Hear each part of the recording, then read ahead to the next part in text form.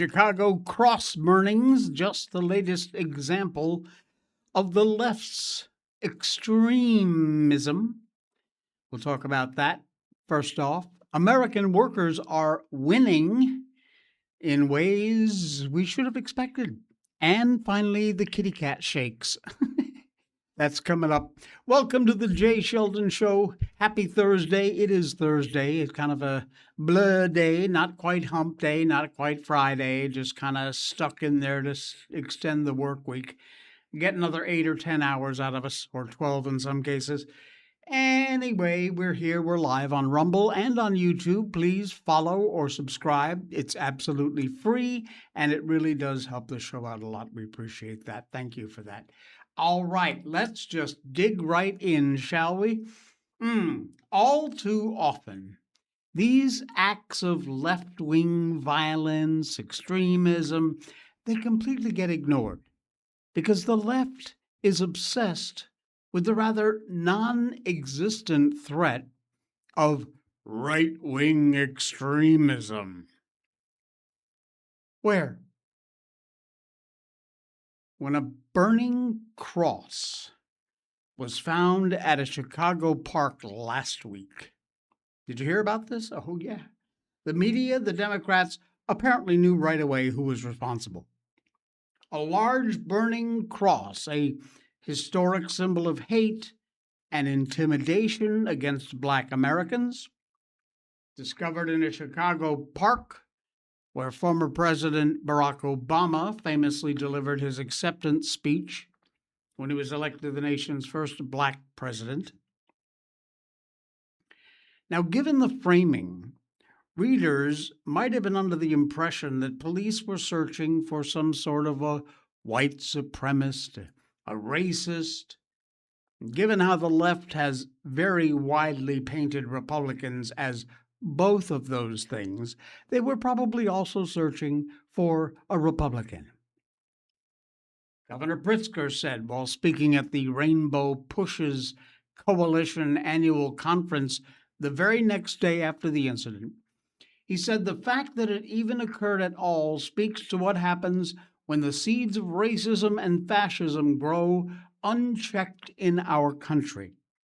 Now, given how Pritzker himself has compared Trump to the Nazi regime, and Democrats writ large have accused Republicans and Trump of being fascists, rather hard not to suspect that Pritzker was subliminally blaming the Republicans.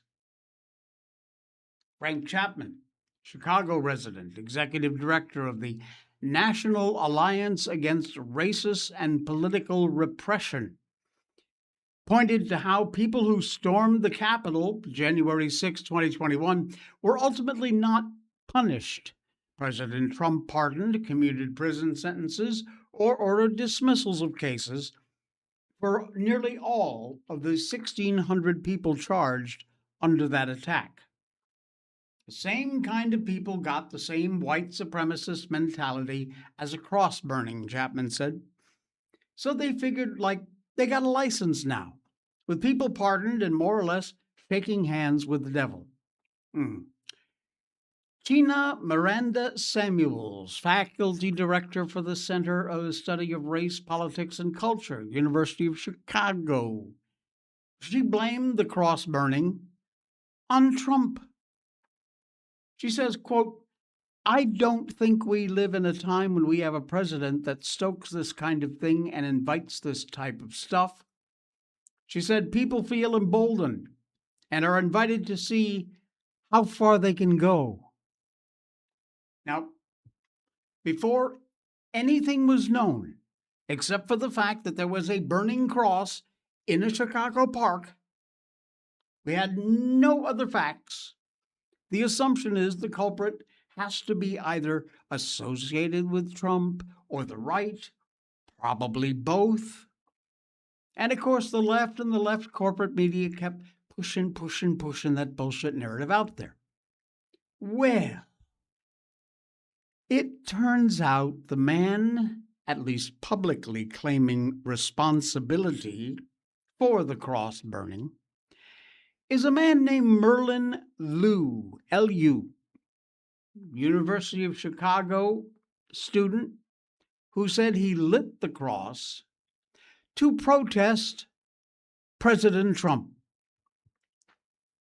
Yeah.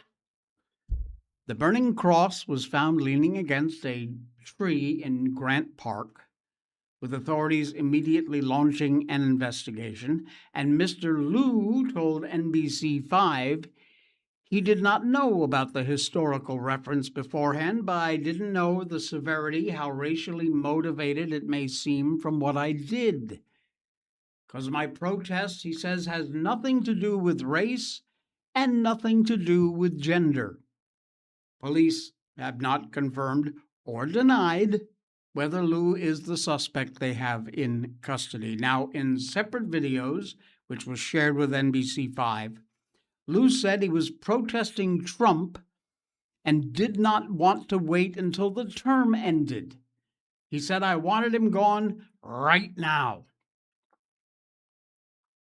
Instead of waiting for investigations to complete, or apparently for the suspect himself to come forward, Democrats pounced on this incident to try and use it to smear Trump and Republicans as evil and racist. Of course, the facts got in the way of that narrative, much like they have in a whole lot of other Democrat violence and vandalism. When Charlie Kirk was assassinated, several figures on the left tried to blame Republicans for the murder. Jimmy Kimmel said, we hit some new lows over the weekend with the MAGA gang desperately trying to characterize this kid who murdered Charlie Kirk as anything other than one of them. That was Kimmel. Harvard Law professor emeritus Lawrence Tribe said on X, Kirk's apparent assassin seems to have been ultra MAGA, exploded the GOP MAGA attempt to pin the blame for this tragedy on liberals. Heather Cock Richardson, a leftist historian, said in a post the alleged shooter was not someone on the left. The alleged killer, Tyler Robinson, a young white man from Republican gun enthusiast family who appears to have embraced the far right, disliking Kirk for being insufficiently radical. Robinson, however, was in a relationship with a man who thought he was a woman. According to prosecutors, Robinson's mother explained that over the last year or so, Robinson had become more political and started to lean to the left, becoming more pro-gay, trans rights oriented. Messages between Robinson and his lover/roommate showed Robinson saying, like, I had enough of Kirk's hatred. Some hate can't be negotiated out. Of course, the bullets that were engraved with "Hey Fascist" catch. The left, however, immediately rushed to try and blame Republicans for Kirk's murder in order to cover up for the radicals their own party has been breeding for years. Acknowledging Kurt's murderer was a product of the left's fascist discourse on Republicans would, of course, force them to confront their toxicity of the brand, which they are certainly completely unwilling to do. And that same knee-jerk reaction to blame Republicans for violence, hate crimes, happened just days after Trump won the 2016 election. You remember St. David's Episcopal Church in Bean Blossom, Indiana, vandalized with a swastika message saying, Hail Trump, and Fag Church. WKYC framed the incident as evidence that Trump's election unleashed a wave of bigotry. Said hate crime came days after students in Vice President-elect Mike Pence's hometown taunted other students by chanting, "Build that wall." The story made national headlines too. Colbert, included an image of one of the graffitied walls in his monologue. As it turns out, the perpetrator was not a right wing MAGA unit. According to investigators, that vandalism was actually committed by the church's own gay organ player. No pun intended. These acts of left wing violence and extremism continue to get ignored because the left is obsessed with this non existent threat of right wing extremism. So much so, it completely blinds them from being able to see an increasingly radical left as a result of all of this. As with the case of the Burning Cross in Chicago. Knee-jerk reaction from the Democrats and the left is, of course, to blame Republicans. But maybe, just maybe, it's time for the Democrats to instinctively blame their own side at this point. You think? Yeah, I think.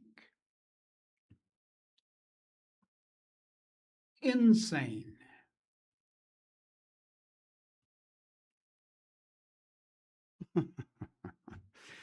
George Soros making the news. Hey, good morning, Danny. All right, good to have you here. The FBI has swooped in on Soros-backed Ohio voting rights group and seizes electronic devices in the fraud probe. Good old billionaire financier George Soros, linked to lefty causes in this country for years, bankrolling virtually every woke group out there, doing his best to install soft-on-crime, criminal-loving district attorneys in cities from one end of this country to the other. If you live in a big metro, just don't feel safe no matter where you have to walk the streets, sadly.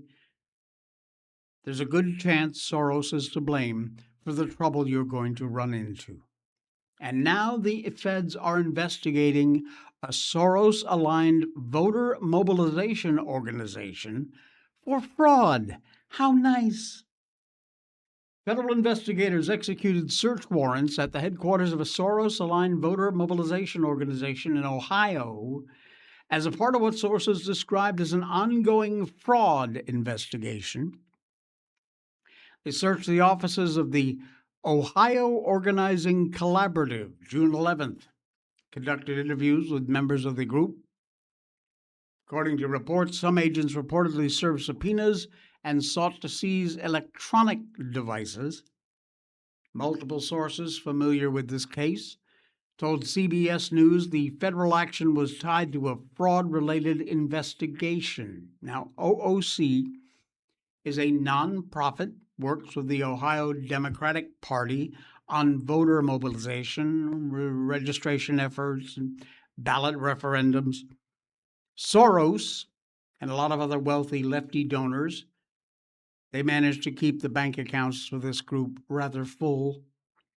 Left-wing groups already crying foul, although I can't see how this dilutes their votes. Either you filled out your ballot or you didn't. That's pretty simple, huh? DOJ did not release any details of the investigation, but said search warrants authorized by a judge and anything said by the group or any others in the media is an unfounded piece of speculation, as the target of any investigation is not privy to the search warrant affidavit until after the indictment. Tax records for this group, $10 million in revenue back in 2024. Where'd that money come from? Soros family, New Venture Fund, Tides Foundation, American Federation of Teachers, and Service Employees International Union. Ain't that nice? Well, it ain't gonna last, sorry. They're on your butt now. Good on you. Hey, the UK, Ireland, Scotland, what a mess. Man, have you followed that? They've had it, and they're not putting up with it anymore.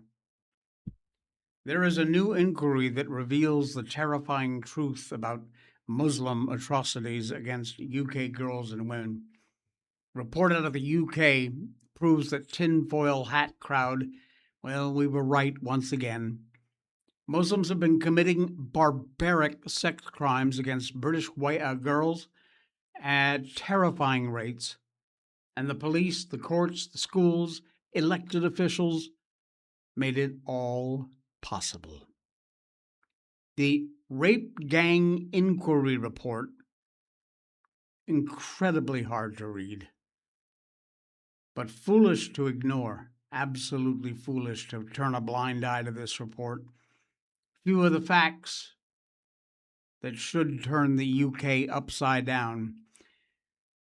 The scale of the crimes committed is staggering. It's been previously established that at the very least, 250,000 young white girls have been subjected to repeated rape, gang rape, trafficking, torture, pregnancy, forced Islamic conversion, lifelong trauma. The true number is probably higher. This is actually in the Rape Gang Inquiry Report. Here's more. The perpetrators bear primary responsibility, yet the institutional failures that enabled them for decades must be confronted.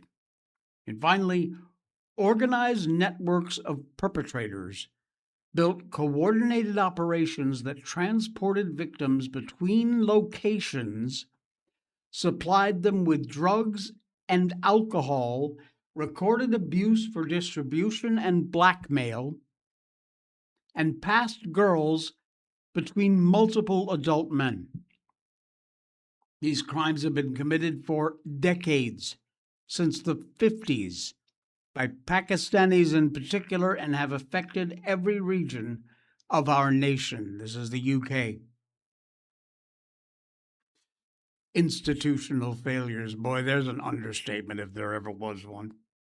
You read the report, and it is pretty hard to believe that these systematic crimes weren't intentional. The report claims the assaults began in 1955 and grew worse in the 70s, and then after 1997, absolutely exploded. Globalist reptile Tony Blair was the prime minister at the time, if you recall. The pattern of abuse in the UK largely the same. Muslim men, typically Pakistani, plied girls and women, a lot of them from impoverished neighborhoods, with alcohol, with drugs, and then proceed to sexually assault the victims, threatening that they need to keep their mouth shut or they would get more abuse or worse, if you know what I mean. Blair might have opened the floodgates, folks, but this Keir Starmer moron, current prime minister, he is quite the miscreant. Here's another page from the report. While Sir Keir Starmer was the director of public prosecutions, it's been reported that 13,000 suspected rape gang members and pedophiles were let off with warning letters. Don't do that again. Here you go. Go away. While Starmer was keeping the rapists, the pedophiles on the street, Sadiq Khan, mayor of London, repeatedly denied the crimes were even happening, even though rape gangs allegedly was an absolute endemic inside the capital in London. As per Susan Hall, the leader of the Conservatives in the London Assembly, the fear of being called Islamophobic kept a lot of people from opening their mouths. They didn't want to get labeled.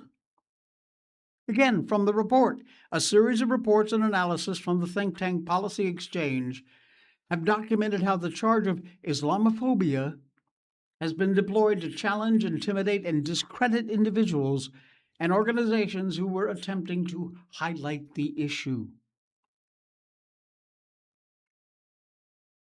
One more for you, page 136 of this report, claiming the contemporary legislative framework is a fragmented, inconsistently applied, and deliberately blind to the ethnic and religious patterns documented in this inquiry.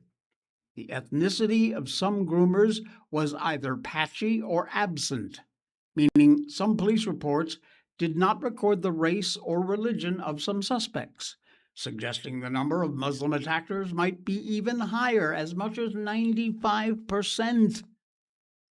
Again, from the report, the vast majority of men involved in these gangs were not convicted. Dr. Taj Hargay, an imam with the Oxford Islamic Congregation, believes the true proportion of gang members who are Muslims to be around 95%. That far exceeds the Muslim share of the overall UK population. The overwhelming majority of the rape gang network consisted entirely of men from Muslim backgrounds, predominantly Pakistani. Smaller groups from Somalia, Iranian, Syrian, Turkish, other groups also involved, but the vast majority, Pakistani. UK, you got yourselves a big-ass problem, and you better find a big-ass solution for it.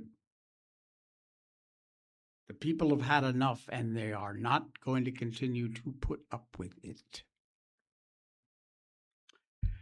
Patriot Mobile. I love these guys. It is America's only Christian conservative mobile service provider. They use all the same networks you're currently on. You keep your phone number, nothing changes, except this company does not take any of their profits and donate to any lefty organizations. None. It all goes to companies and organizations that share the same values that you and I have, which is why we need to get behind and support Patriot Mobile. When you choose Patriot Mobile, you're not just picking a wireless provider. You're choosing a company that shares your values. It's easy to switch, and you can keep your number, your phone, and most importantly, your values. With Patriot Mobile, you get the power of nationwide coverage on all 3 major networks. That means wherever life takes you, we've got you covered on the same reliable networks you already know and trust.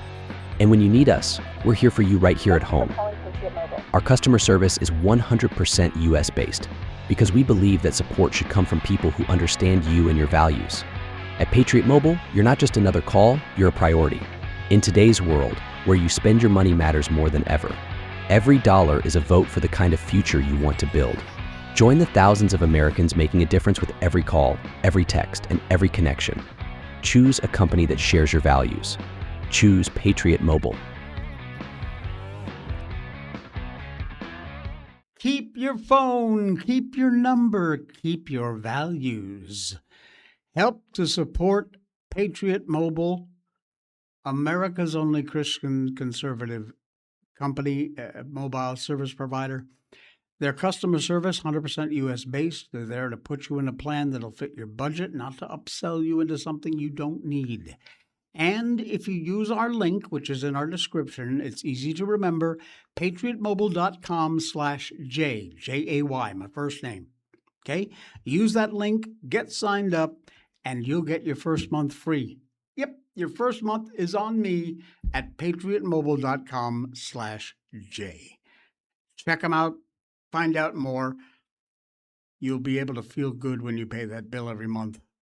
All right, thank you, Patriot Mobile, for being a part of the show here. We appreciate you being a part of it. Great to have them as a sponsor. Very proud of that.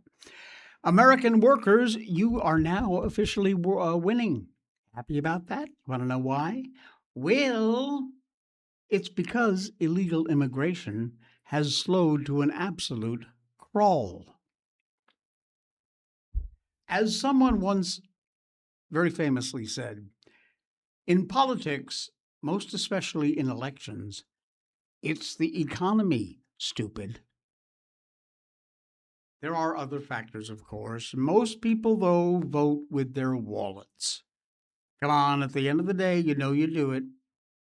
Nothing wrong with that. There are signs that Trump administration's immigration crackdown are having some major economic benefits. Key among those benefits? Housing costs, inflated by illegal aliens being around, and should now be starting to moderate. The link to Wall Street Journal column by James Carter, former Deputy Assistant Treasury Secretary, Deputy Undersecretary of Labor. This guy's been around for a long time. Well, Mr. Carter's piece here is worth considering. Key points: first, in employment, with wages rising in key sectors. Take construction, he writes, relies heavily on immigrant labor. Wages in the sector grew at roughly 2.5 annually between 2010 and 2017, and now BLS data shows construction wages growing at 3.1% through the first quarter of this year. Fantastic. That is above the sector's pre-enforcement baseline, even as broader private sector wage growth cooled to 3.4%. It would be accurate to say that construction relies very heavily on cheap, illegal immigrant labor. Well, they're gone. Now those jobs presumably being filled by Americans. Nothing wrong with that, and Americans are getting paid a healthier wage. Housing costs, though, may be the biggest gain of all. Housing, as you can imagine, is a lot more complicated. Advocates of immigration enforcement have got to acknowledge that. 2024 study by Troop Howard, Maggie Wang, and Diane Zhang found heightened enforcement reduced residential construction workforces in affected counties, resulting in fewer homes being built and higher practices and higher prices. But the demand is shifting too. A Federal Reserve working paper finds that unauthorized immigration accounted for about 30% of house price growth and 20% of rent growth in the average metro area between 2021 and 24. Wow. Demand is easing, so that price pressure should be dropping. National mortgage costs at their best level since August of 2022. Insane. The scenario, no doubt, playing out across the nation, cities, suburbs, and now we see that illegal immigration has been the major factor in all of it. Trump's immigration crackdown, initially couched in terms of crime, as in the president's vow to expel the worst first, which we did.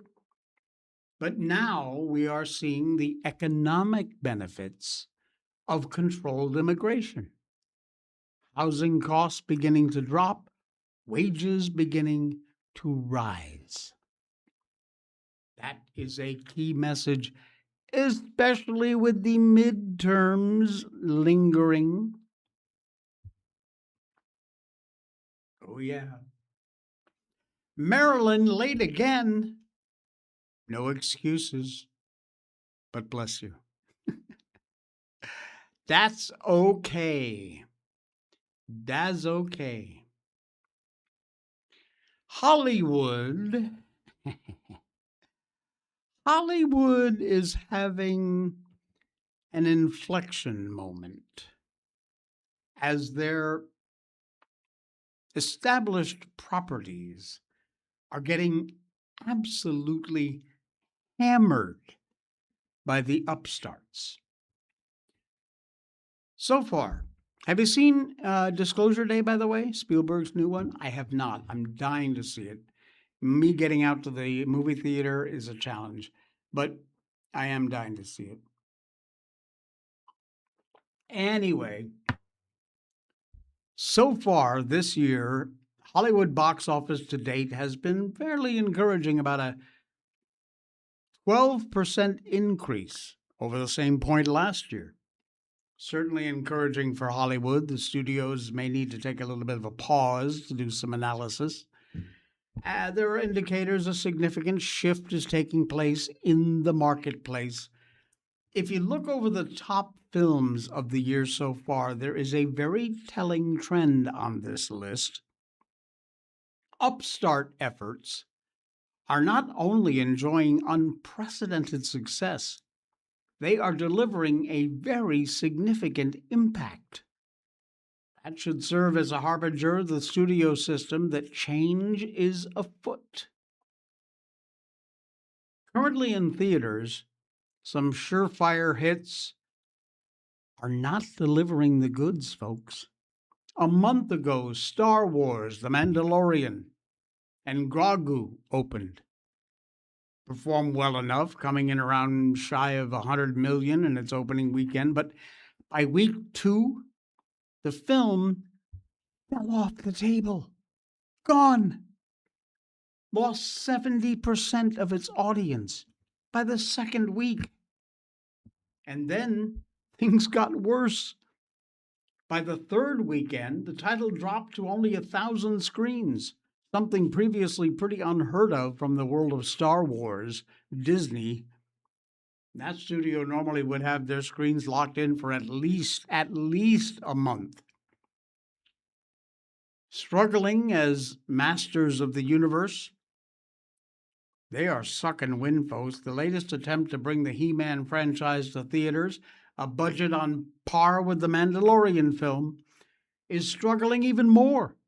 Both films looked at becoming big money losers for the studios.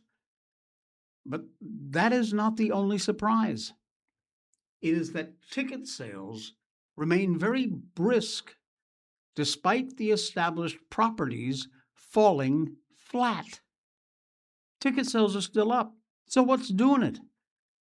Well, that's because the 2026 is showing that upstart productions by no-name creators operating on very scant budgets, little tiny ones, are delivering more asses in the cinema seats than ever before.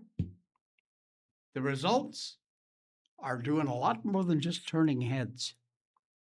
It might be turning Hollywood on its ear.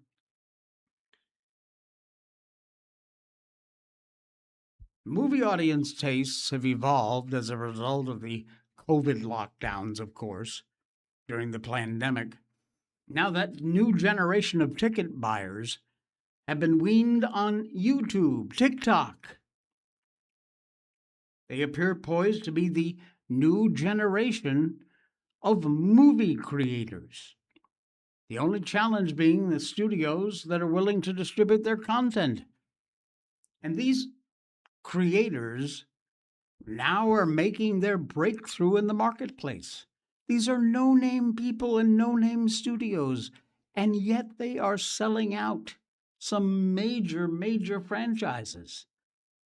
Things began early when in January, one feature found a lot of success.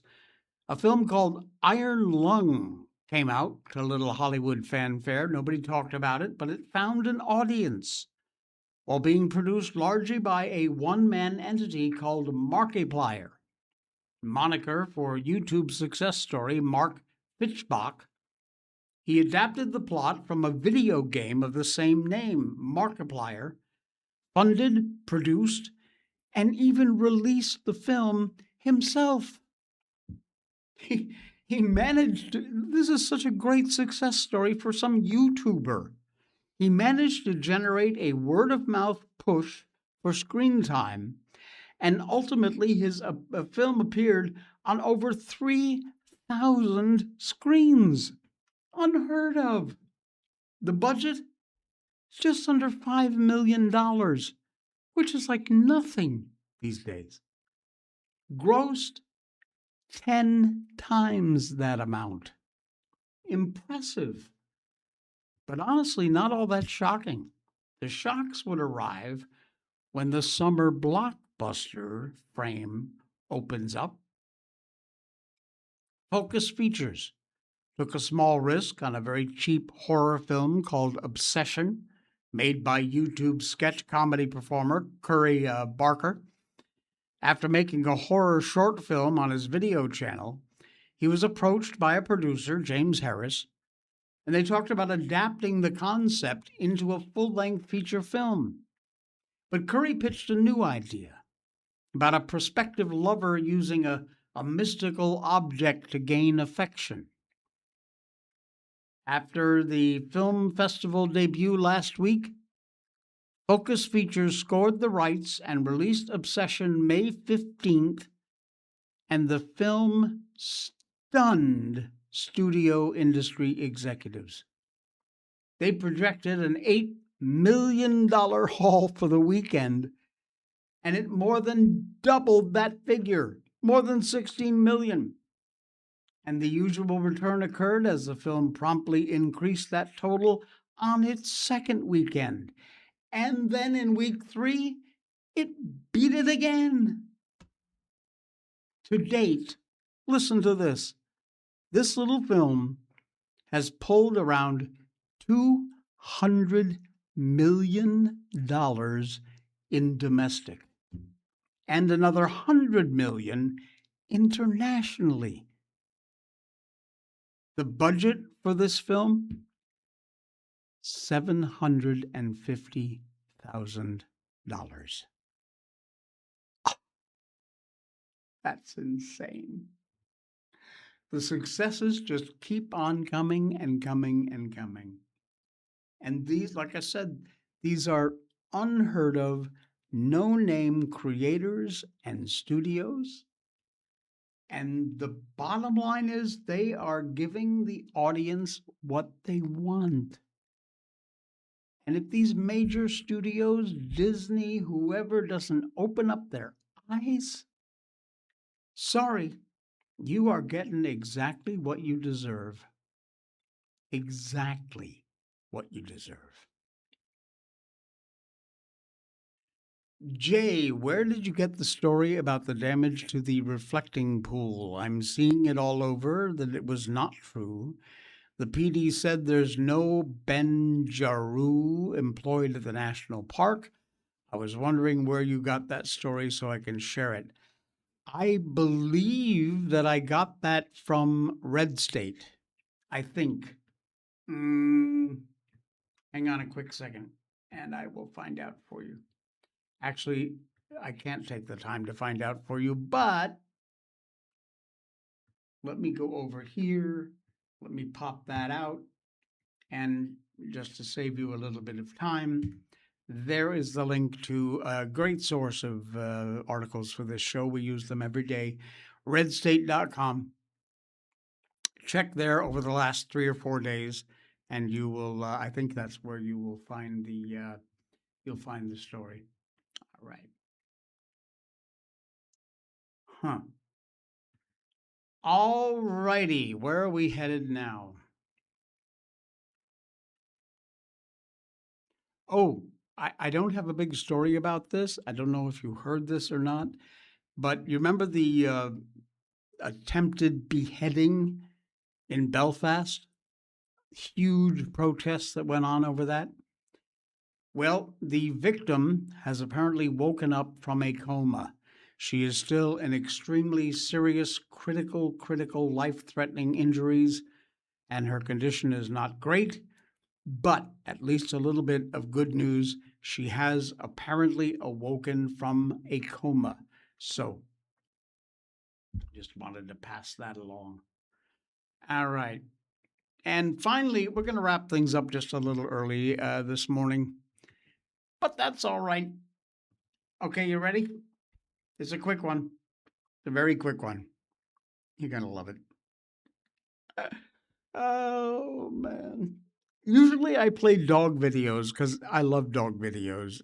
I mean, I have a little doggy, our Shiba Inu Miko, who's doing great. Um, but this one's a cat who found him or herself in a very unusual situation. And I'll let it play through a couple of times because it's just that funny. This is one of those, those things you sit on and they jiggle you back and forth. Apparently, I don't know, it reduces fat or something. I don't know, whatever. Anyway, probably not the place you want to put your cat.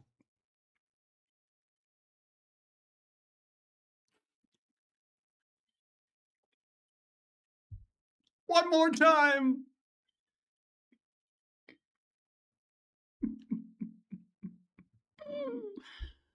Oh, man. I'm so glad we find these little funny bits to end the shows on, because after some of these shows, we need it. Thank you, my friends. I know we're a little early for ending today, but that's all right. Tomorrow's Friday. Please do follow or subscribe, whether you're watching on YouTube Live or on Rumble. We appreciate that. If you'd like to donate directly to the show, pull down our description. You'll see the top link is for our PayPal. You can do that, whether it's $5 or $500, any amount in between. Really, really thank you. It helps to keep the lights on and keep the show going 5 days a week here on Rumble and YouTube. And yeah, of course, all of our great sponsors, Patriot Mobile, Blackout Coffee, they're all down there. You can get yourself some great deals. We are out of here, and we will see you back again tomorrow for the Friday edition of the Jay Sheldon Show.